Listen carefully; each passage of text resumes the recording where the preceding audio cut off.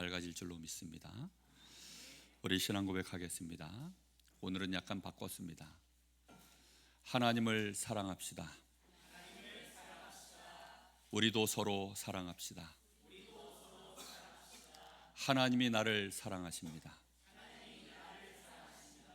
그리스도께서 그 증거입니다. 성령 충만 받읍시다. 한 주간 동안 꼭 이렇게 확인하시기를 예수님의 이름으로 축복합니다. 오늘 정말 중요한 말씀을 하나님이 우리에게 주셨고 또 여러분에게 깨닫게 하실 줄로 믿습니다. 오늘 여기 말씀에 보면 누구든지 주의 이름을 부르는 자는 구원을 얻으리라. 누구든지 그를 믿는 자는 부끄러움을 당하지 아니하리라. 이렇게 말씀하고 계십니다. 누가 그렇게 하겠다는 겁니까? 하나님이 꼭 그렇게 하고야 말겠다고 하십니다. 여러분 걱정하지 마시기를 바랍니다. 그리고 우리가 지키는 이 믿음 앞에 우리가 부끄러움을 당할 일이 없음을 알고 정말 오늘 주시는 말씀을 가지고 믿음으로 선택하여 믿음으로 인내하시고 연단을 받아 소망의 자리에 하나님이 반드시 이루게 하실 것이니까 정말로 오늘 주시는 말씀 안에 거하시기를 예수님의 이름으로 축복합니다. 누구든지 그렇습니다. 우리가 보통 이 말씀을 쓸 때에는 전도 현장에서 우리가 많이 쓰는 메시지입니다. 주 예수를 믿으라. 그리하면 너와 내 집이 구원을 받으리라. 누구든지 주의 이름을 부르는 자는 구원을 얻으리라. 우리가 주로 불신자들에게 이 메시지를 많이 전달하곤 합니다. 그런데 오늘 주시는 이 말씀은 불신자에게 전하고 있는 메시지가 아닙니다. 이것은 로마 교회의 성도들에게 지금 던지고 있는 메시지입니다. 뿐만 아니라 이 앞에는 지금 복음에 대한 굉장한 깊이 있는 설명과 함께 우리가 조금 이해하기 힘든 알쏭달쏭한 얘기를 던지면서 뒤에 이 얘기를 하고 있는 것입니다. 그래서 오늘 이 말은 우리의 가슴 속에 정말 굉장한 메시지로 하나님이 던지고 계시는 것입니다. 그래서 오늘 이 말씀을 여러분들이 잘 깨닫게 되기를 바랍니다. 그 깨달은 말씀 위에 여러분들이 정말로 하나님이 나와 함께 하시는 그 은혜를 확인하시고 그것으로 정말 내가 부끄러움을 당하지 않을 것이구나. 나는 반드시 어떤 상황에서도 구원받은 하나님의 자녀요. 하나님이 나를 어떤 문제, 위기, 갈등 속에서도 건져내시는 그 증거를 나에게 주실 것이다. 정말 여러분 그 믿음을 오늘 꼭 회복하시기를 바랍니다. 자, 오늘 5절 말씀에 보니까 이렇게 되어 있습니다. 모세가 기록하되 율법으로 말미암는 의를 행하는 사람은 그 의로 말미암아 살리라 하였거니와. 그러면서 이제 믿음으로 말미암는 의를 얘기하면서 이렇게 얘기합니다. 네 마음에 누가 하늘에 올라가겠느냐 하지 말라 하니 올라가겠느냐 하면 그리스도를 모셔 내리려는 것이요.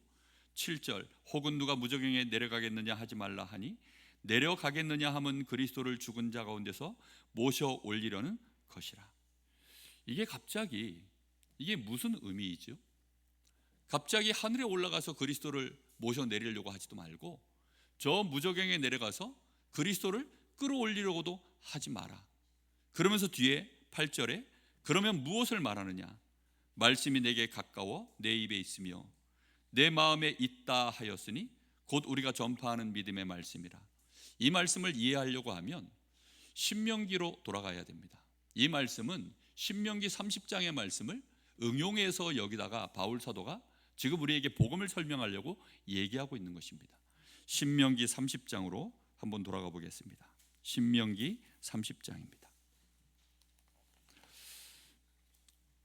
신명기 30장 구약 성경 309쪽에 되어 있습니다. 앞에 말씀을 다 읽으면 좋은데 11절부터 보도록 하겠습니다. 내가 오늘 내게 명령한 이 명령은 내게 어려운 것도 아니요 먼 것도 아니라. 일단 뭐라고 얘기합니까? 내가 네게 명령한 이 명령은 이거 뭐지요? 율법의 말씀입니다. 하나님이 지금 이스라엘 백성들에게 모세를 통하여 주시는 율법의 말씀을 명령으로 지금 표현하고 계십니다. 내게 어려운 것이 아니요 먼 것이 아니다. 이 명령을 지키는 것이 어렵다고요, 쉽다고요? 예, 쉽다는 것입니다. 어려운 것이 아니야. 이 말은 쉽다는 거예요. 우리는 율법 지키는 게 어렵다고 생각합니까? 쉽다고 생각합니까? 아예 불가능하다고 생각하죠. 그런데 하나님은 그렇게 말씀하고 계시지 않습니다. 어려운 것이 아니다. 그리고 멀리 있는 것이 아니라 그게 가까이 있는 것이다. 지금 이렇게 표현하고 계십니다. 12절에 하늘에 있는 것이 아니니 네가 이르기를 누가 우리를 위하여 하늘에 올라가서 그 명령을 우리에게로 가지고 와서 우리에게 들려 행하게 하랴 할 것이 아니요 이것이 바다 밖에 있는 것이 아니니 네가 이르기를 누가 우리를 위하여 바다를 건너가 그의 명령을 우리에게 가지고 와서 우리에게 들려 행하게 할 것이 아니라. 그러면서 14절 말씀이죠. 오직 그 말씀이 내게 매우 가까워서 내 입에 있으며 내 마음에 있은즉 네가 이를 행할 수 있느니라 라고 말씀하고 있습니다. 여러분, 이게 무슨 의미이냐면 이 말씀은 하나님이 지금 우리에게 이걸 지킴으로 인하여서 너희가 구원을 받는다든가 하나님과의 관계가 회복되어지는 그런 조건을 지금 얘기하고 계시는 게 아니라는 것입니다. 이미 하나님은 이스라엘 백성이 애굽에서 400년 동안 종되어서 노예되어 있을 때, 완전히 저주재앙 속에 있을 때 하나님이 어떻게 하신 거죠? 하나님이 그리스도 예수의 예표가 되어지는 이 희생제사, 피제사, 유월절 사건을 통하여서 이 애굽 땅에 10가지 재앙을 내리시고, 그리고는 그 애굽을 꺾어버리고, 그리고는 유월절 어린 양의 피를 바름으로 인하여서 이스라엘 백성이 지금 출애굽을 한 것입니다. 그리고 여기 시내산에 이르기까지 그 여정, 그리고 저 가데스 바네아까지 가기까지 그 한 2년여의 시간 동안 하나님의 광야 가운데서 메추라기로 만나로, 그리고 물이 없을 때에는 저 바위를 쳐서 거기서 샘이 터지게 하여 물을 먹이고, 그렇게 하나님이 인도하여 내셔서 드디어 이제 이 시내산에 이른 것입니다. 누구와의 관계가 회복된 상태입니까? 하나님과의 관계입니다. 하나님과의 관계가 회복된 하나님의 백성들에게 지금 하나님이 주시고 계시는 말씀입니다. 그래서 이 말씀은 좋은 겁니까? 나쁜 겁니까? 굉장히 좋은 겁니다. 얼마나 좋으냐? 이걸 얻기 위하여 어디까지 가려고 하지 마라? 하늘에까지 가서, 우리가 보통 연애할 때 그러잖아요. 사랑하는 이 여자에게 남자들이 허풍처럼 하는 얘기, 내가 하늘에 가서 별도 따주고 달도 따주마. 지금 그게 아니라 내 손에 금반지 하나 끼어 있는 게 중요한 거죠. 무슨 말인지 이해됩니까? 지금 주께서 말씀하시는 게 그겁니다. 내가 너희를 위하여 좋은 것을 준비했는데 그건 이미 내가 너희를 위하여 준비한 거고 지금 너희에게 준 거야. 그 준 것은, 이 명령, 이 율법은 너희에게 거치는 돌로 준 것이 아니야. 너희가 망하라고 준 것이 아니야. 이걸로 너희가 시험 봐서 낙지하면 내가 저 밖으로 쫓아내겠다고 주시는 말씀이 아니야. 이거는 너희에게 좋은 거야. 그래서 너희가 이것을 꼭 지켰으면 좋겠어. 지키면 내가 너희를 위하여 이러이러한 복을 내릴 텐데 몇 대까지 복을 내리신다고요? 1000대까지요. 이것을 너희가 깨버리면, 다시 말하면 우상을 섬기면이거든요. 유일하신 하나님 여호와를 섬기지 아니하고 우상을 섬기면, 이 말은 무슨 뜻일까요? 단순히 율법을 어겼다는 뜻이 아니라 뭘 한 겁니까? 간음했다는 겁니다. 바람을 피웠다는 겁니다. 하나님보다 저 우상을, 세상 것을 내가 더 의지하고 사랑해서 그걸 쫓아갔다는 얘기입니다. 그렇게 되어지면 그것은 뭐죠? 그것은 관계가 깨지는 거예요. 그렇게 하지 말라는 것입니다. 여러분, 이스라엘의 역사 가운데 도둑질했다고 하나님이 이스라엘을 망하게 한 적 없습니다. 살인했다고 이스라엘을 망하게 한 적이 없습니다. 율법의 모든 이 계명은요, 어디가 가장 중요한 포커스이냐면 하나님과의 관계입니다. 1계명부터 4계명까지 그 안에 하나님과 우리와의 관계가, 하나님이 내가 너희를 위하여 이렇게까지 하였다라는 것을 보여주시는 것입니다.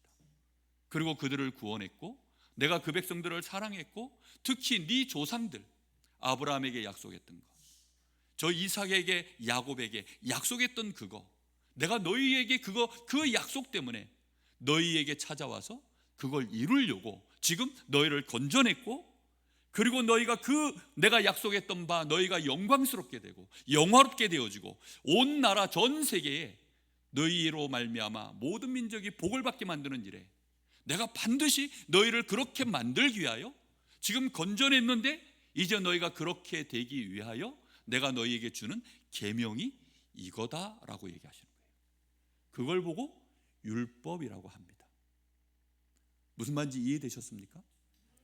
그래서 율법은 오늘 지금 나오는 이 본문 안에서는 율법은 단순히 죄가 죄되도록 드러나게 만드는 기능에 대한 얘기가 아니라 이 율법은 어떤 얘기인 거죠? 우리가 영광스럽게 되어지는 그 중요한 길잡이가 되어지는 것입니다. 그래서 이 율법에 대하여 오늘 하나님이 주시는 이 말씀은 그래서 멀리 있는 것이 아니야. 그리고 그 율법이라는 것은요, 다른 나라 얘기가 아니야. 이것은 하나님이 너희를 위하여 너희가 복되게 하려고 내가 너희에게 주는 거야. 이미 너희에게 임하였어. 네가 어디 가서 하늘에 올라가든지 저 바다 건너가서 얻어올 것이 아니야. 이미 모세를 통하여 내가 너희에게 준 이 말씀은 누구 거라는 겁니까? 네 거야. 그래서 그것이 네 입에 있으며 그것이 매우 가까워서 네 마음에 있은즉 너는 이것을 행할 수 있게 되었다 라고 말씀하고 있는 것입니다. 오늘 여러분 이 말씀의 비밀을 꼭 알게 되시기를 바랍니다. 이건 너 거야. 그러니까 네가 이거 마음대로 이제부터 누리면 돼 라고 말씀하고 계시는 겁니다. 자, 그런데 이제 이 율법은 사실상 우리에게는 어려운 점이 있습니다. 뒤에 가서 제가 그 얘기를 할 터인데 이 율법은요, 우리의 능력으로는 사실상 한계가 있어요. 그래서 이 율법의 말씀들을 우리가 잘 지켜내면 되는데 우상을 섬기지 아니하고 정말로 하나님을 사랑하고 하나님의 백성답게 하나님을 잘 섬기면 되는데 그게 어려운 거죠. 하나님과의 관계가 무너지면 결국은 그 관계가 무너졌기 때문에 어떤 일이 벌어지죠? 인간관계가 무너지는 것입니다. 여러분, 공권력이 사라지면 사람들은 자기의 본성이 막 드러나요. 그게 언제 보통 우리가 알 수 있냐면 혼자 있는 시간에 알 수 있습니다. 우리가 혼자 있는 시간에 무슨 생각하느냐, 우리가 혼자 있는 시간에 무슨 일을 하고 있느냐, 그게 우리의 본성이거든요. 그러다 보니까 그 본성 때문에 우리 자신은요 사실 무너질 때가 많습니다. 근데 밖으로 나올 때는 어떻게 하죠? 사람들에게 보여야 되기 때문에 넥타이도 똑바로 맸나 안 맸나 확인해야 되고, 내가 입은 이 옷에 혹시 뭔가 이렇게 틀어진 거 없나 거울을 보고 옷 매무새도 한번 가다듬고, 우리는 그래야죠. 근데 하나님과의 관계가 딱 단절돼 버리면 우리는 주로 이제 무슨 관계만 우리는 신경을 쓰는 거죠? 사람 관계만 신경 쓰는 겁니다. 그러다 보니까 그 사람 관계 속에는 할 수 있는 일이 뭡니까? 잘했냐 못했냐 밖에 없습니다. 하나님의 은혜로 이것이요 우리에게 되어져가는 삶이 되어져야 되는데 그게 아니라 그냥 인간관계 속에서만 다 하려고 하니까 누구와의 관계는 이미 무너졌습니까? 하나님은 없는 거예요. 그리고 사람 관계에서만 잘 해야 되니까, 그러니까 이제 외식을 하는 겁니다. 예배 자리 나올 때 잘 믿는 것처럼 예배 자리 나올 때 누가 헌금을 더 많이 들고 나오는가, 누가 금식을 더 많이 하는가, 누가 구제를 더 많이 하는가, 누가 제일 하나님 앞에 열심으로 모습을 보이는가, 하나님께 하는 것이 아니라 사람들 보는 앞에서 자꾸만 그렇게 흘러가는 거죠. 그러니 자기들이 그 열심을 가지고 자기들을 증명해내고 있는데 어느 날 보니까 안식일을 깨는 인간이 나왔어요. 어느 날 보니까 이방인들이 예배의 자리에 들어오려고 하는 것입니다. 어느 날 보니까 자기는 그렇게 열심을 다해서 지켜냈는데 보니까 그냥 예수 믿는 것으로 하나님의 자녀가 되고 의롭다 하니까 이게 도무지 받아들일 수 없는 얘기가 되는 거죠. 오늘 우리는 주시는 말씀을 좀 잘 깨달았으면 좋겠습니다. 자, 이 율법에 대하여 이제 뭐라고 표현하고 있냐면, 그래서 다시 본문 말씀으로 돌아가겠습니다. 그래서 지금 5절 말씀은 그 얘기인 겁니다. 모세가 기록하되 율법으로 말미암는 의를 행하는 사람은 그 의로 살리라 하였거니와. 구약 시대의 얘기입니다. 그럼 지금 이 시대에 이제 누가 오셨습니까? 율법의 마침이 되시는 10장 4절 말씀에 그리스도는 율법의 마침이 되시니라. 뭘 위하여? 모든 믿는 자에게 의를 이루기 위하여 율법의 마침이 되니라 그랬습니다. 이 그리스도가 율법에 완성시키기 위하여 이제 오셨다는 것입니다. 그 오신 우리는 이제 어떻게 살아야 됩니까? 믿음으로 말미암는 의는 이같이 말하되 하늘에 올라가서 그리스도를 모셔 내리려고 하지도 말고 저 무저갱에 내려가서 그리스도를 살려서 다시 우리에게 모셔 올리려고도 하지 마라. 믿음으로 살아가는 우리는 어찌하라는 겁니까? 그분이 이미 다 이루시고 부활하셔서 어디에 계십니까? 이미 우리와 함께 하시니, 이미 우리와 함께 하시니, 그게 매우 가까운 정도가 아니라 이미 네가 부르면, 주여라고 부르면 그걸 들을 수 있는 거리에 그곳에 계시니, 너와의 관계가 그리 되어 있으니, 그분이 아예 지금 어디에 있으니? 네 마음에 있으니 그분을 믿어라. 그리고 주의 이름을 불러라. 지금 그리 말씀하고 있는 것입니다. 이것이 우리에게 있는 어마어마한 은혜입니다. 근데 그리하면 하나님이 어떻게 하겠다고요? 누구든지 부끄러움을 당하지 아니하도록. 우리 주께서 그렇게 하시겠다는 겁니다. 누구든지 구원을 받을 수 있도록 주께서 그리 하시겠다는 것입니다. 오늘 이 말씀의 의미를 마음에 잘 깨닫고 이제 그 다음 얘기를 해야 되겠습니다. 그러면 그리스도를 믿는다는 것이 무엇일까요? 우리가 그리스도 예수를 믿는다는 것이 도대체 무엇인지를 오늘 잘 마음에 깨달으셔야 됩니다. 그리스도를 믿는다는 것, 10장 12절에 이렇게 되어 있습니다. 유대인이나 헬라인이나 차별이 없습니다. 일단 믿음으로 나갈 때에는 뭐가 없어요? 유대인이나 헬라인이나. 우리는 유대인입니까? 헬라인입니까? 헬라인이라는 말은 유대인 말고 모든 사람을 지칭하는 말이라고 생각하시면 맞습니다. 그럼 우리는 유대인이에요? 아니에요? 우리는 유대인이 아니죠. 우리는 이방인입니다. 그런데 뭐가 없어요? 차별이 없다. 어떻게 하면요? 믿는 자에게는 차별이 없다. 주께서 모든 사람에게 뭐가 되시겠다고요? 믿기만 하면 그가 우리의 주가 되시겠다. 여러분, 예수님이 우리의 주가 되시겠다는 겁니다. 한국에 히딩크 감독 하나 모셔오려고요. 한국 축구가 16강 한번 가보겠다고. 히딩크 감독 모셔오려고 얼마나 돈을 많이 쓴 줄 압니까? 주께서 우리의 주가 되시겠다. 할렐루야. 그 주님이 오셔서 우리에게 뭐라고 얘기하십니까? 무슨 일을 하길 원하시냐면 그를 부르는 모든 사람에게 뭐 하신다고요? 부요하시도다. 우리를 부요케 하시겠다라고 말씀하고 있습니다. 여러분, 부요하십니까? 아마 아멘이 이렇게 잘 안 될 겁니다. 쉽지 않은 얘기입니다. 정말 어려운 얘기입니다. 율법이라는 것이 그런 한계가 있습니다. 율법을 하나님이 이게 율법이 완전한 거면 율법 외에 하나님이 다른 걸 준비하실 일이 없으실 터인데, 율법의 한계가 있다 보니까 하나님이 율법 외에 다른 한 의를 우리에게 준비하셨고, 그 율법의 한계를 뛰어넘어 완성시킬 분을 하나님이 예비하셔서 그리스도가 오셔서 율법의 마침이 되게 하신 줄 믿습니다. 그럼 율법의 한계가 무엇인 것 같습니까? 뭘 것 같습니까? 이 질문에 대하여 여러분들이 오늘 만약에 깨닫고 동의하신다면 많은 부분의 변화가 일어날 것입니다. 율법의 한계는 하나님이 안 보인다는 겁니다. 우리가 하나님에 대하여 지키려고 해도 하나님은 우리에게 보여요? 안 보여요? 안 보입니다. 그래서 우리는 하나님 앞에 믿음으로 고백하지만 거의 다 외상이죠. 갚아도 그만, 안 갚아도 그만인, 마치 눈먼 돈과도 같이 누가 먼저 먹고 띄어 먹어버려도 그만인 듯한, 하나님이 좀 그런 느낌이 드는 거예요. 그러다 보니까 하나님이 계속 강조해서 하시는 말씀이 뭐냐면 안 보이는 하나님을 대신 만들어내지 마라. 그게 우상이거든요.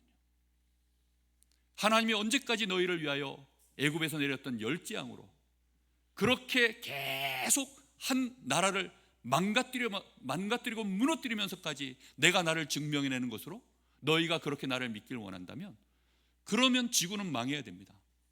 그렇기 때문에 하나님은 그렇게 증명할 수 없으시고, 그래서 뭐라고 얘기하냐? 너는 마음을 다하고 뜻을 다하고 힘을 다하여 주 너의 하나님을 사랑해라. 왜요? 나는 네 조상 아브라함의 하나님, 이삭의 하나님, 야곱의 하나님이고 나는 너희를 저 애굽에서 종되었던 곳에서 건져낸 여호와이다. 그것을 너는 나를 사랑함으로 그리고 네 자녀들에게 부지런히 가르치라 라고 얘기합니다. 우리가 하나님의 말씀을 가지고 부지런히 배우고 알아야 되는 이유는 그것을 가지고 뭘 삼으라는 겁니까? 하나님 계심에 대한, 그리고 그 하나님이 지금도 여전하시고 능력이 무한하시고 그 하나님은 어떤 방식으로 우리에게 언약을 베푸셔서 그 일을 진행해 나가시는 하나님이신 것을 너희가 알기를 원한다는 것입니다. 그래서 율법의 한계는 뭐냐? 안 보여요, 하나님이. 그러다 보니까 하나님이 계속 경고하시는 거, 우상을 섬기지 마라, 우상을 만들지 마라, 저 백성들이 하는 거 그거 따라가지 마라, 저들이 지금 원하는 것들 육신의 의식주를 위하여 그걸 잘 죽여야 그걸 잘 얻기 위하여 지금 많은 이방 나라들, 특히 강대국들, 잘 먹고 잘 사는 그들이 행하는 그것, 그들이 섬기고 있는 그 신, 너희들이 그토록 원하는 너희들도 강대국이 되길 원하고 너희도 잘 먹고 잘 살기를 원하고 그것을 위하여 그들이 섬기고 있는 그 신, 그거 너희들 쫓아가지 마라, 그 얘기를 하고 있는 겁니다. 그런데 이스라엘 백성은 어떻게 했죠? 쫓아가기를 수도 없이 했습니다. 짐승들은 그 개, 이런 이 개, 짐승들 중에 이 개는 보면 막, 그 특히 이제 그 사냥개들은 토끼 이런 거 보면 주인이 가만히 있어 하는데도요, 그 본능을 억제하지 못해서 그 토끼 이런 거 보면요, 주인의 이 썰매견들이 썰매를 끌다가 토끼나 노루 이런 거 보면 주인의 명령을 따라 그냥 그 길을 가야 되는데 이 개들이요 일제히 그 토끼 노루 쫓아간다고요. 대열을 이타가 막 쫓아가 버립니다. 주인의 명령은 온데간데 없고 그냥 막 쫓아가 버려요. 그래서 때로는 막 물에도 빠지고 강에도 빠지고 때로는 막 언덕에도 떨어지고 심지어는 절벽에 떨어질 위기도 당하고 막 이런 일들을 당하는 겁니다. 그 길로 가면 어떻게 됩니까? 망하니까. 다시 신명기 30장으로 한번 더 돌아가겠습니다. 그래서 그 뒤에 이런 말씀을 하고 있습니다. 15절입니다. 보라, 내가 오늘 생명과 복과 사망과 화를 내 앞에 두었나니. 지금 신명기 30장 15절입니다. 우리 앞에 뭘 두셨다고요? 생명과 복. 생명과 복은 연결되어 있는 것입니다. 그렇겠죠? 그리고 사망과 화를 내 앞에 두었나니. 이것은 하나님이 두었다는 표현보다는 이미 세상이 그런 건데 세상은 사망과 화밖에 없어요. 거기에다가 이 백성들에게는 하나님이 이제 뭘 두신 거죠? 생명과 복을 앞에 우리에게 주신 것입니다. 우리는 생명 가진 자인 줄 믿습니다. 하나님이 우리의 생명이기 때문에 하나님과 함께하는 그 백성은 생명을 가진 자요, 그래서 복이 있는 것입니다. 그런데 그 복을 걷어차버리고 생명이 끊어지는 길은 딱 하나밖에 없어요. 살인해서가 아닙니다. 도둑질해서가 아닙니다. 거짓 증거해서가 아닙니다. 무엇 때문일까요? 우상을 섬길 때입니다. 뒤에 말씀을 보겠습니다. 곧 내가 오늘 내게 명령하여 내 하나님 여호와를 사랑하고 모든 길로 행하여 그의 명령과 규례와 법도를 지키라 하는 것이라. 자, 뭐 해서 하라고요? 하나님을 사랑함으로 모든 율례와 법도 이것들을 다 지키는 길로 가라는 것입니다. 하나님하고 관계 속에서 이걸 행하면요 자연스럽게 다 돼요. 아주 자연스럽게. 사랑하면 다 되죠. 그죠? 사랑하면요 해줄 일이 되게 많아요. 근데 미워하면요 해줄 일이 하나도 안 보입니다. 사랑하면요 막 정말 별도 따다 주고 싶어요. 어떻게 하면 이 여자를 기쁘게 할까? 그래서 막 없는 뻥도 다 칩니다. 막 정말 막 모든 자기가 할 수 있는 걸 다 동원해서 그렇게 마음에 들어보려고. 지금 그 얘기거든요. 지금 너희가 하나님을 사랑해서 그 모든 길로 행해서 가라. 그리하면 네가 생존하며 번성할 것이요 내 하나님 여호와께서 내가 차지할 땅에서 내게 복을 주실 것임이라. 자, 17절입니다. 여러분 구약 성경을 잘 보시면요, 지금 제가 하는 이 말이 전부 확인될 겁니다. 그러나 네가 만일 마음을 돌이켜 듣지 아니하고 유혹을 받아 누구에게 절한다고요? 다른 신들에게 절하고 그를 섬기면, 이제 여기서부터 사단이 나는 겁니다. 여기서부터 모든 문제가 다 오는 거예요. 하나님 외에 더 섬기고 더 사랑하고 더 의지하는 것.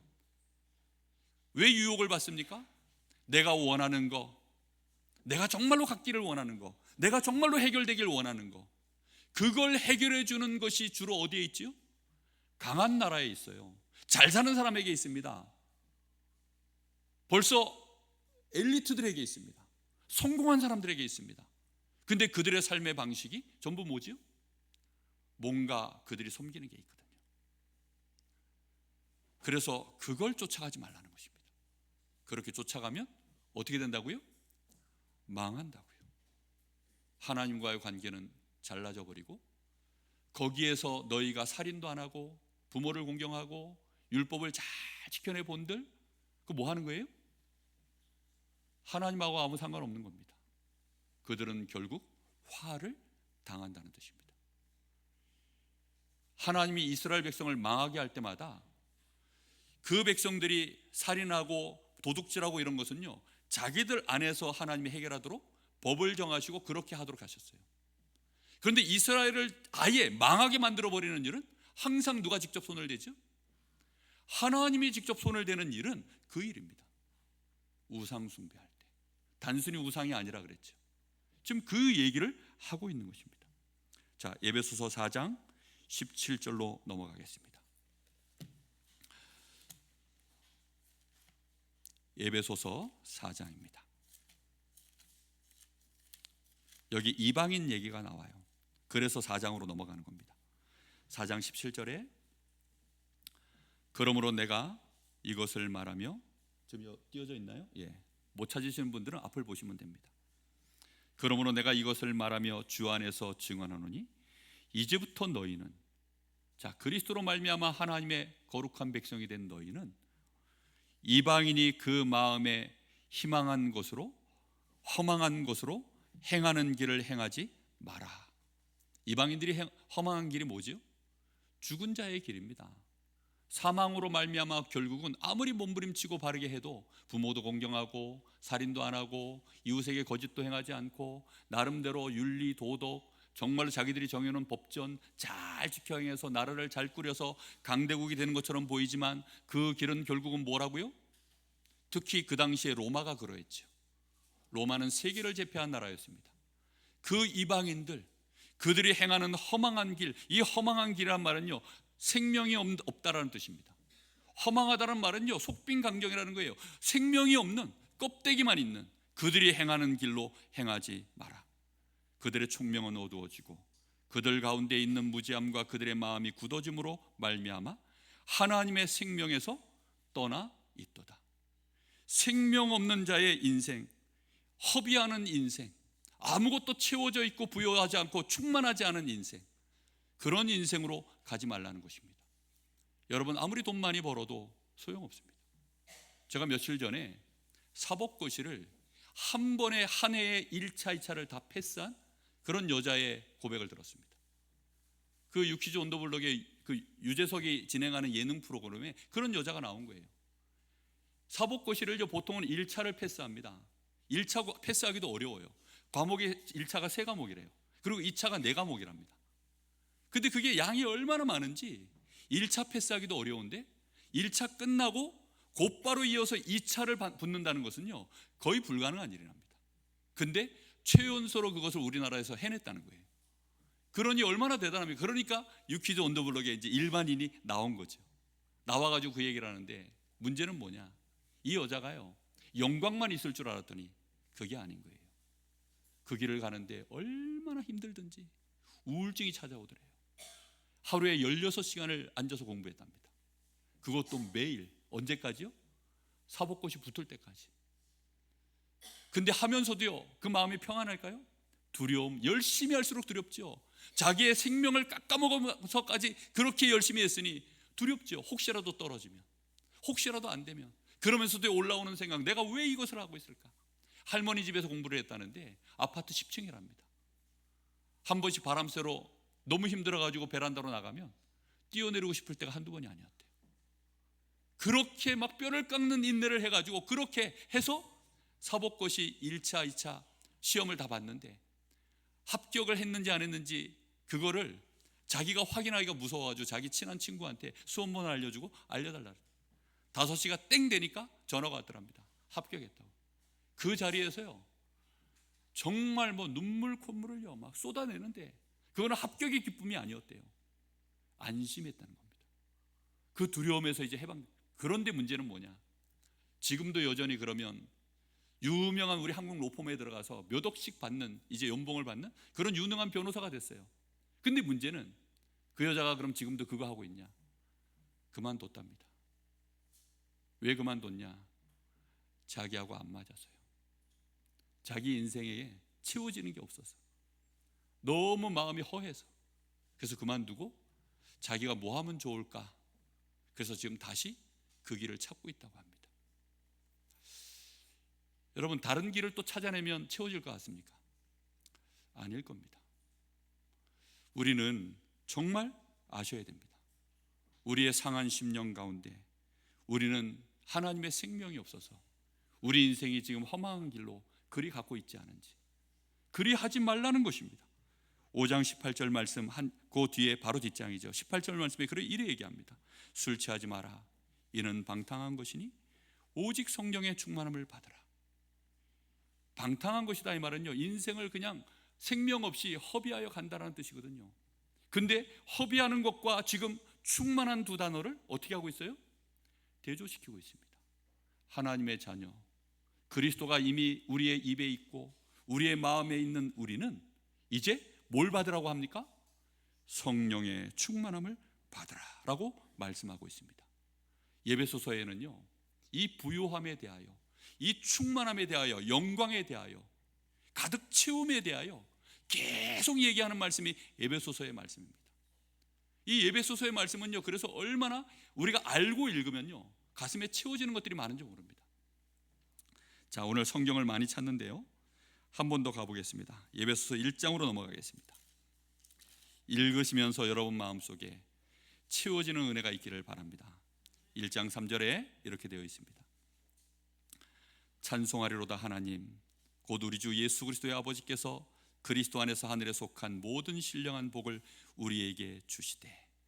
자, 처음부터 이제 우리에게 주셔서 채우기를 시작해 나가시는 것을 말씀하고 있습니다. 그러면서 다 읽을 수는 없으니까요 6절을 보겠습니다. 이는 그가 사랑하시는 자 안에서 우리에게 거저 주시는 바 그 은혜의 영광을 찬송하게 하려는 것이라. 7절에 우리는 그리스도 안에서 그의 은혜의 풍성함을 따라. 우리 주님이 우리를 부욕해 하시는데 그 은혜를 우리에게 어떻게 해요? 풍성하게 하셔서 그것을 따라 하나님이 그의 피로 말미암아 속량 것 죄사함을 받았느니라. 자, 8절입니다. 이는 그가 모든 지혜와 총명을 우리에게 어떻게 해요? 넘치게 하사. 여러분, 하나님과 우리의 관계는요 사실은 볼 수 없는 관계입니다.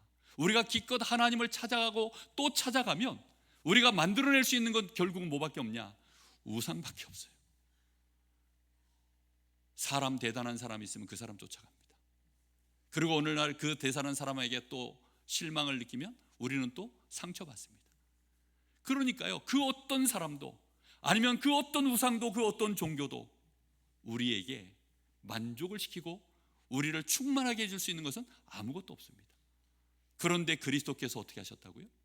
하나님이 우리의 눈높이에 맞춰서, 쉽게 말하면 아이돌을 보낸 겁니다. 아이돌 아시죠? 요즘 아이들이 그렇게 되고 싶어하는, 누구든지 되고 싶어하고 모델 삼고 그러고 싶어하는 그 아이돌로 누굴 보낸 겁니까? 그리스도 예수를 보낸 겁니다. 그래서 유일하게 사람 가운데 보이는 것 중에 우리가 그 이름을 부르고 그것을 섬기고 오직 그것만을 연구하고 그것을 쫓아가도 하나님이 절대 뭐라 하지 않는 유일한 보이는 존재, 그게 누군지 아세요? 그게 예수입니다. 그분이 바로 그리스도입니다. 여러분, 예수 믿으십시오. 예수 이름 부르십시오. 여러분, 정말 누구든지 예수 이름 부르면 부끄러움을 당하지 않습니다. 누구든지 그 예수 이름을 믿으면 하나님이 구원을 주시고 그에게 부욕케 하시도록 주가 우리의 주가 되어 주십니다. 여러분, 그 은혜 속에 우리는 있는 자들입니다. 그 영광, 그 은혜의 영광을 우리에게 찬송하게 하려고 우리에게 그 지혜와 넘치는 총명으로 우리에게 넘치도록 부어 주신 것입니다. 우리는 그의 기업에 영광 찬송하는 자가 되게 하시려고 우리를 부르셨습니다. 3장으로 넘어가 볼까요? 3장 14절. 자, 바울 사도의 기도입니다. 우리에게 던지는 기도와 똑같습니다. 이러므로 내가 하늘과 땅에 있는 각 족속에게 이름을 주신 아버지 앞에 무릎을 꿇고 비노니. 지금 모든 족속을 위하여 이름을 주신 아버지 앞에 무릎을 꿇고 빈다 라고 하면서 16절에 그의 영광의 풍성함을 따라 그의 성령으로 말미암아 너희 속사람을 능력으로 강건하게 하시오며 믿음으로 말미암아 그리스도께서 너희 마음에 계시게 하시옵고 너희가 사랑 가운데서 뿌리가 박히고 터가 굳어져 능히 모든 성도와 함께 지식에 넘치는 그리스도의 사랑을 알고 그 너비와 길이와 높이와 깊이가 어떠함을 깨달아 하나님의 모든 충만하신 것으로 너희에게 충만하게 하시기를 구하노라. 여러분, 이것이요 하나님이 우리에게 주신 원래 율법의 계명의 앞부분입니다. 무슨 말인지 이해되셨습니까? 나는 유일하신 여호와 하나님이니 너희를 애굽에서 종되었던 곳에서 건져내신 하나님이니 나는 아브라함에게 행했던 하나님, 이삭에게 야곱에게 약속했던 그 언약들을 이루기 위하여 그와 함께했던 하나님이고 그 후손인 너희들에게도 똑같이 그 일을 이루려고 지금 나타난 여호와이니. 그런데 이제 그 여호와는 사실상 모세를 통하여 나타나신 것이죠. 모세를 통하여 대언하신 것이죠. 그런데 그 모세도 연약하기 그지없고 그 모세도 완성된 모델이 아니니 그래서 하나님은 이 모든 일들을 이제 영원히 단판에 깨끗이 완성하시려고 그리스도를 이 땅에 보내신 줄 믿습니다. 그 그리스도가 바로 예수이시고 그는 이미 오셨고 그는 부활하셔서 성령으로 어디에 계십니까? 나와 함께 하시는 줄 믿습니다. 내 옆에 함께 하시는 줄로 믿습니다. 그래서 이제는 내 입으로 예수를 부르면 됩니다. 내 마음으로 그 예수가 지금 내 마음에 계시니 믿으면 됩니다. 그러면 그것으로 말미암아 하나님은 우리에게 모든 하나님의 충만한 것으로 너희에게 충만하시도록 우리 주님께서 부욕케 하시는 줄 믿습니다. 자, 결론입니다. 6장 4절에 그래서 우리는 새 생명을 얻었다고 되어 있습니다. 로마서 6장 4절에 보면 우리는 그리스도와 연합한 자가 되어져서 주님이 죽으실 때 함께 죽었고 주님이 살아나실 때 함께 살아남으로 우리는 이제 무슨 생명이요?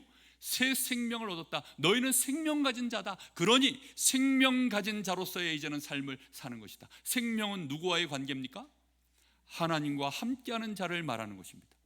그래서 하나님이 우리를 영광스럽게 영화롭게 하셨느니라 이 말씀을 이제 이해하시겠습니까? 그래서 우리 보고 사랑하라고 하십니다. 그래서 우리 보고 정말 인내하라고 하십니다. 우리 보고 환난과 어려움이 와도 걱정하지 말고 너는 부끄러움 당하지 않을 거니까 내가 너와 함께 하니까 너는 이제부터 믿음으로 주의 이름을 부르라고 하십니다. 그 은혜 속으로 들어가시기를 바랍니다. 10장 8절에서 11절 그래서 이미 그리스도는 4절에 이미 다 이루셨다. 그리고 8절에는 이미 우리에게 어떻게 하신다고요? 와 계신다. 다 이루신 주님이 우리에게 와 계신다. 그러니 누구든지 차별 없이 부르는 자는 구원을 얻으리라. 누구든지 그 주님을 부르는 자는 차별 없이 주께서 그의 주가 되어 주신다라고 말씀하고 있습니다. 이 관계는요, 예수를 내가 부를 때 그 이름을 정말로 마음에 있는 자, 예수가 그 마음에 있는 자, 그 입에 부를 수 있도록 와 계신 자, 그 사람은요 어떤 경우에도 하나님의 사랑에서 끊어집니까? 안 끊어집니까? 안 끊어집니다. 그리스도 예수 안에 있는 자 결코 뭐가 없습니까? 정죄함이 없나니 이는 그리스도 예수 안에 있는 자, 예수 안에 있는 생명의 성령의 법이 너를 죄와 사망의 법에서 해방하였음이니라. 정말로 하나님이 우리를 위하시는데 누가 그것을 우리를 대적하겠냐? 하나님이 우리를 사랑하시는데 우리를 의롭다 하셨는데 누가 감히 그 사랑에서 끊어내겠냐? 누가 우리를 정죄하겠냐? 아무도 그리할 수 없다. 이게 우리에게 주신 축복이요 은혜입니다. 우리의 연약함 때문에 속지 마시기 바랍니다. 형제가 연약하다고 비난하지 마시기 바랍니다. 우리는요 자꾸만 그쪽으로 넘어가서 우리는 거기에 속거든요. 우리가 이것을 왜 못 누립니까? 우리는 지금부터 이것만 누리면 됩니다. 하나님과의 관계만 온전하게 누릴 수 있도록 그리스도가 우리에게 율법의 마침이 되셨기 때문에 우리는 그리스도 붙잡고 하나님께로 나아가는 일, 그리고 모든 형제와의 관계 속에 그리스도가 이 사람의 모든 것의 마침이니 이 사람의 연약함이 아니라 그리스도가 함께 하시는 이 사람을 우리는 보고 그를 기다려주는 것입니다. 그도 하나님이 구원하셨고 그도 하나님이 영화롭게 하셨으니 그것을 아는 사람을 보고 은혜 받은 자라고 합니다. 그래서 은혜를 받은 사람은요 은혜를 구하는 거예요. 나의 어떤 실력과 능력을 키워달라는 것이 아니라 은혜를 구하는 사람이 된 겁니다. 그래서 은혜를 구하는 자는요 무능한 자가 아닙니다. 무식한 자가 아닙니다. 진짜 은혜가 뭔지를 아는 사람이 은혜를 구합니다. 여러분, 이런 은혜가 우리에게 와 있는 것입니다. 그래서 마지막 결론의 10장 13절에 이렇게 되어 있습니다. 누구든지 주의 이름을 부르는 자는 뭘 받는다고요? 구원을 받으리라. 그래서 그에게 예수가 주가 되어주시고 그때부터 예수가 그를 부욕케 하셔서 환난을 당해도 즐거워할 수 있는 자로 인내하며 연단을 받아 결국은 소망의 자리에서 하나님이 주신 은혜로 되어져서 그 은혜의 영광을 찬송하는 자로 충만한 증거들이 있는 자가 되어지도록 그 생명의 역사를 주께서 이루시는 것입니다. 이번 한 주간 동안 이 부요하심을 누리기를 예수님의 이름으로 축복합니다. 우리 같이 한번 기도하겠습니다.